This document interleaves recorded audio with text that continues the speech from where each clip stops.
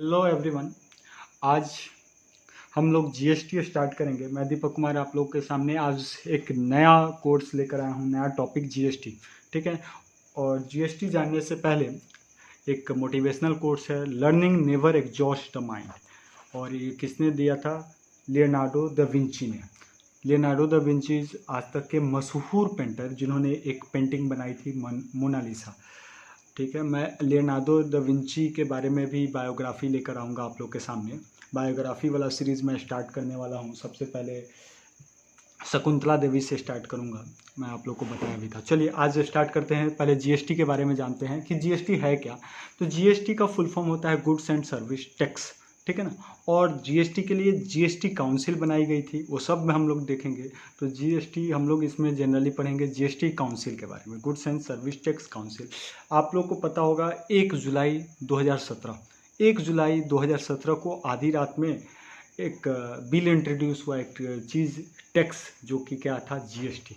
ठीक है ना। अब इसी चीज़ के बारे में हम लोग जानेंगे। अच्छा, इससे पहले हम लोग जानते थे दो तरह के टैक्सेस होते हैं। एक होता है डायरेक्ट टैक्स और दूसरा होता है इनडायरेक्ट टैक्स। जैसे डायरेक्ट टैक्स आपको सीधा गवर्नमेंट को आप डायरेक्टली देते हो। ठीक है ना। तो वो कैसे टैक्स होते हैं? जो उसमें बहुत सारे टैक्सेस होते हैं, जैसे income tax, corporate tax, wealth tax. ठीक है ना। एक्सपेंडिचर टैक्स, ये सब आपका क्या हो गया? Direct tax. उसी तरह से इनडायरेक्ट टैक्स होता है, जैसे sale tax, excise duty, VAT. जो वैट का फुल फॉर्म आप लोगों को कमेंट बॉक्स में लिखना है। फिर से सुन लीजिए। इनडायरेक्ट टैक्स में जैसे sale tax, excise duty, VAT, service tax. ठीक है ना। इंटरटेनमेंट टैक्स, कस्टम ड्यूटी, ये सब चीज़ें क्या थी? आपका इनडायरेक्ट टैक्स था। वैट के बारे में आपको वैट का फुल फॉर्म लिखना है आपको कमेंट बॉक्स में। अब आते हैं हम लोग आगे की तरफ बढ़ते हैं। तो देखिए, पहले हम स्टार्ट कर रहे हैं जीएसटी को। तो जीएसटी को जानने से पहले देख लीजिए दो तरह के taxes, central tax and state tax. जैसे सेंट्रल टैक्स में था central excise duty, service tax, additional custom duty, special additional duty of custom, central sale tax. ये सारे टैक्सेस। स्टेट में वैट। ठीक है ना। Entry taxes, purchase taxes, luxury taxes. ठीक है ना। Tax on lottery and gambling, entertainment taxes, ये जो स्टेट के द्वारा था, जो सेंट्रल के द्वारा था, उन सबको मिलाकर एक सिंगल टैक्स बना दिया गया, वन नेशन वन टैक्स, और जिसका नाम रखा गया जीएसटी। जीएसटी यानी goods and service tax. This is the goods and service tax. तो क्या है इसके बारे में हम लोग पूरा डिटेल में पढ़ते हैं। तो जीएसटी है क्या? ठीक है ना। तो जीएसटी को मैं थोड़ा सा आप लोग के सामने लाता हूँ।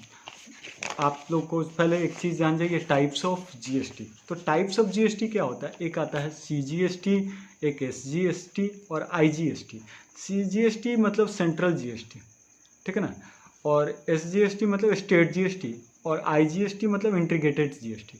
ठीक है ना। अब देखिए सेंट्रल जीएसटी में क्या होगा? जो भी चीज़ें होंगी वो सेंट्रल का दिन में होगी, यानी उस पर टैक्स कहाँ जाएगा? सेंट्रल के पास। स्टेट वाला में स्टेट के पास जाएगा, और इंटीग्रेटेड में दोनों के पास होगा। ठीक है ना।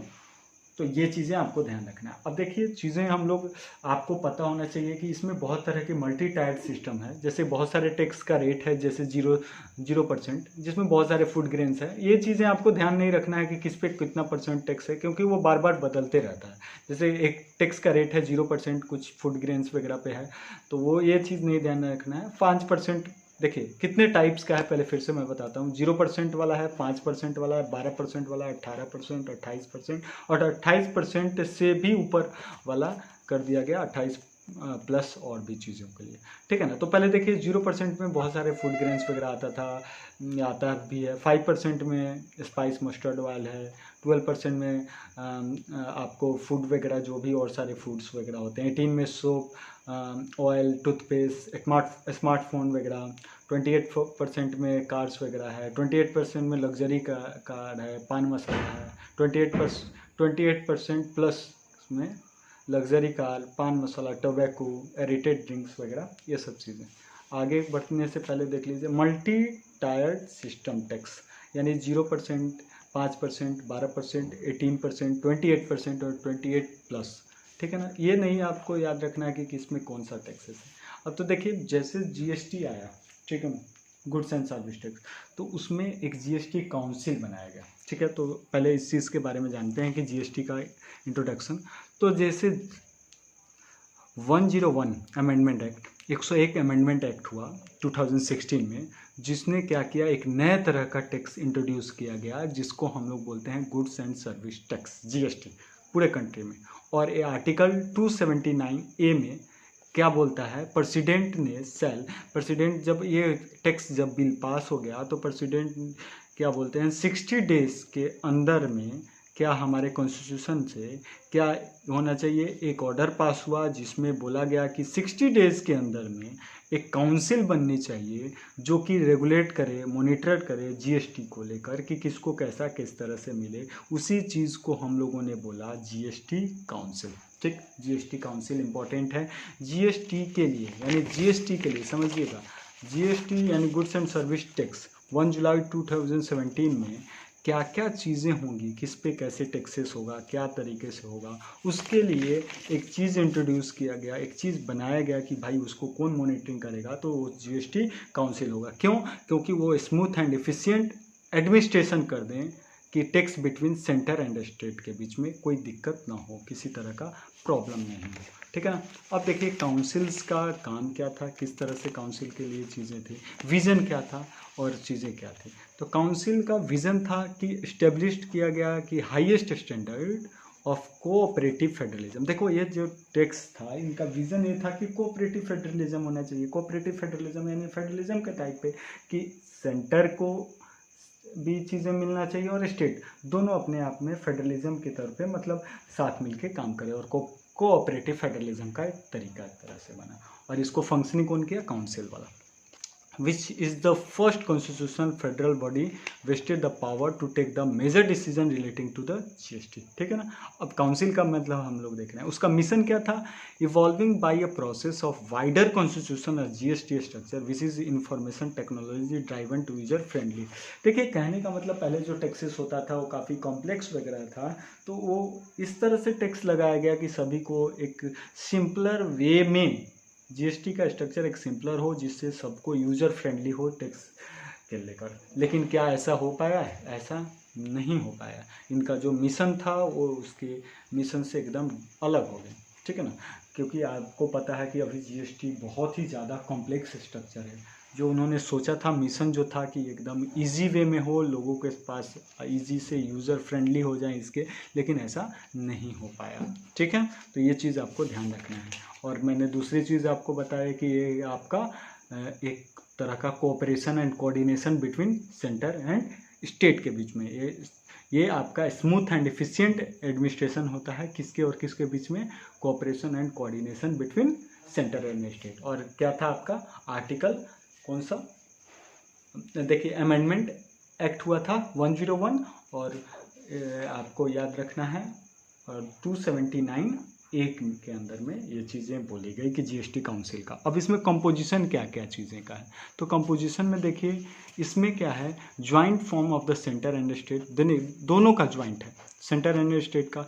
सबसे पहले union finance minister as the chairperson, इसके चेयरपर्सन कौन होंगे, यूनियन फाइनेंस मिनिस्टर। ठीक है ना।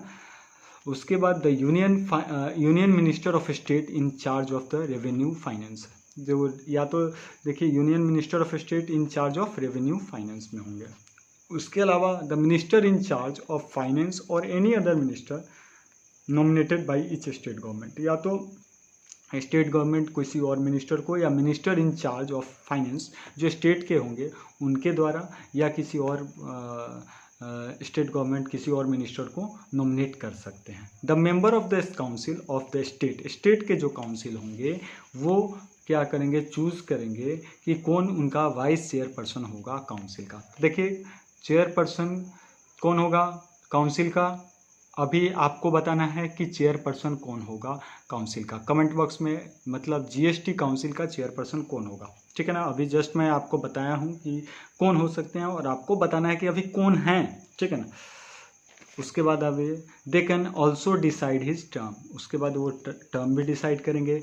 और एक और चीज़ आपको ध्यान रखना है, union cabinet also decide to include the chairperson to central board of excise and customs. देखिए यूनियन कैबिनेट जो है वो डिसाइड कर सकता है, चेयरपर्सन जो है वो आपको central board of excise and custom के CBEC, ठीक है ना, CBEC का फुल फॉर्म क्या हो गया, central board and excise customs as permanent invite, वो इनवाइट कर सकता है किसको, सेंट्रल बोर्ड ऑफ एक्साइज। देखिए फिर से मैं बता रहा हूँ, यूनियन कैबिनेट जो डिसाइड करते हैं वो क्या कर देगा, central board of excise and custom को परमानेंट इनवाइट कर सकते हैं टू प्रोसीडिंग द काउंसिल। लेकिन वो क्या होंगे, वो आपके इनवाइट करेंगे लेकिन वो क्या होंगे, नॉन वोटिंग होंगे, यानी वो वोट नहीं दे सकते हैं। वोट कौन देंगे, जो आपके इलेक्टेड मेंबर होंगे, ठीक है ना।